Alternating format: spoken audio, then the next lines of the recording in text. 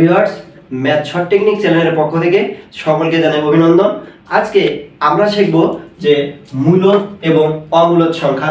আমরা যে বিভিন্ন চাকরি পরীক্ষার ক্ষেত্রেও দেখতে পাই যে মূলদ অমূলদ সংখ্যার যে প্রশ্ন আছে, সেক্ষেত্রে আমরা আসলে নির্ণয় করতে গিয়ে একটু সমস্যায় পড়ে যাই।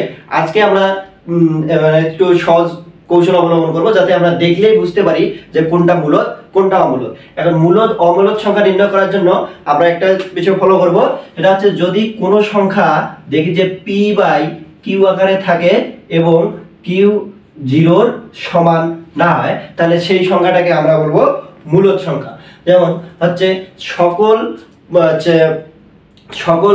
পূর্ণ সংখ্যাগুলোকে আমরা মূলদ সংখ্যা বলবো। তাহলে সকল পূর্ণ সংখ্যা কোনগুলো? যে দেখি যে পূর্ণ সংখ্যা হচ্ছে কি, এই যে পূর্ণ সংখ্যা হচ্ছে যে মাইনাস ইনফিনিটি থেকে প্লাস ইনফিনিটি, এর ভিতরে সংখ্যাগুলোকে আমরা পূর্ণ সংখ্যা বলি। তার মানে আমরা যদি সংখ্যা রেখায় দেখতে যাই যে এখানে 0 হচ্ছে 1 আর 2, এইদিকে আসে যে -1 আর -2, অর্থাৎ এই মানগুলো হবে হচ্ছে মূলদ সংখ্যা। কারণ হচ্ছে যে জিরোর ক্ষেত্রে যদি আমরা দেখি যে 0 থাকবে উপরে, নিচে 1 আছে, অর্থাৎ কিউ এর মানটা 0 এর সমান নয়। সেম পরের মানগুলোতে যদি 2 এর ক্ষেত্রে দেখি, নাই মানে নিচে 1 আছে, অর্থাৎ এই মানগুলো পি বাই কিউ আকারে লেখা যায়। এই কারণে আমরা একে মূলদ সংখ্যা বলবো। এরপরে আমাদের সকল প্রকৃত এবং অপ্রকৃত ভগ্নাংশই হবে মূলদ সংখ্যা। সকল প্রকৃত এবং অপ্রকৃত ভগ্নাংশই হবে মূলদ সংখ্যা। তাহলে প্রকৃত ভগ্নাংশ কোনটা? যে ভগ্নাংশের লব ছোট হর বড়, যেমন হচ্ছে লব 1/2, এটা একটা মূলদ সংখ্যা। আবার অপ্রকৃত ভগ্নাংশ কোনটা? যে ভগ্নাংশের লব বড় হর ছোট, যেমন হচ্ছে 5/3, তাহলে এটা হচ্ছে মূলদ সংখ্যা। এরপরে আমরা দেখব যে যদি দেখতে পাই যে সকল হচ্ছে দশমিক সসীম সংখ্যাই হচ্ছে মূলদ সংখ্যা। সকল দশমিক সসীম সংখ্যাই হচ্ছে মূলদ সংখ্যা। অর্থাৎ যে ধরো যে 1.22 আছে অথবা 5.3 আছে, অর্থাৎ সকল দশমিক সসীম সংখ্যা, অর্থাৎ হচ্ছে যে দশমিকের পরে যে সংখ্যাটা থাকবে সেটা যদি আমরা গণনা করতে পারি যে কতটা সংখ্যা আছে, তখন সেটাকে আমরা বলতে পারবো যে এটা একটা মূলদ সংখ্যা। আর যদি যে দশমিকের পরে এরকম আছে যে 5.31 এরকম যদি থাকে, অর্থাৎ যদি আমরা এটা গণনা করতে না পারি, তখন এটাকে আমরা ধরবো অমূলদ সংখ্যা। এরপরে আমরা দেখি যে যদি এরকম থাকে যে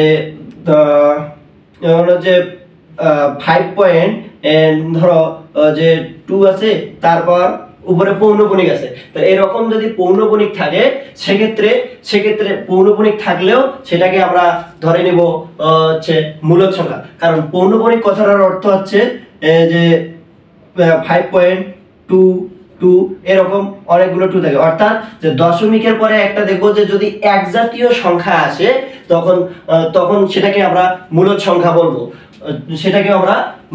বলবো। এরপরে আমরা আরেকটা দেখবো যে যদি কোনো পূর্ণ বর্গ সংখ্যার বর্গমূল সব সময় হচ্ছে মূলদ সংখ্যা হবে। এরপর আমরা আরেকটা দেখবো যে সকল পূর্ণ বর্গ সংখ্যার বর্গমূলই হবে মূলদ সংখ্যা। তাহলে যেমন যদি দেখি যে √4, এটাকে 4 একটা হচ্ছে পূর্ণবর্গ সংখ্যা, তার বর্গমূল করলে আসবে 2, অর্থাৎ এই 2 হবে একটা মূলদ সংখ্যা। এবার যদি আরো একটা দেখি যে √16, এটাকে বর্গমূল করলে 4 আসে, অর্থাৎ 4 একটা হচ্ছে মূলদ সংখ্যা। তাহলে সকল পূর্ণবর্গ সংখ্যার বর্গমূল যদি মূলদ সংখ্যা হয়, তাহলে সকল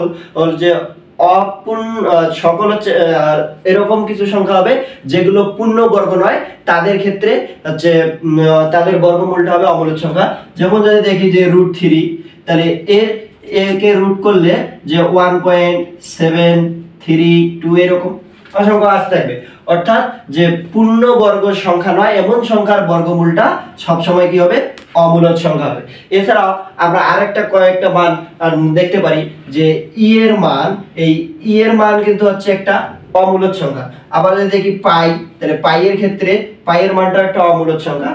কারণ এগুলো যেমন পাইয়ের মানে কি, এই যে যে পাই এর মানটা হচ্ছে যে 3.1416 এরকম অসংখ্য মান আসে, অর্থাৎ এই মানগুলো হবে অমূলদ সংখ্যা।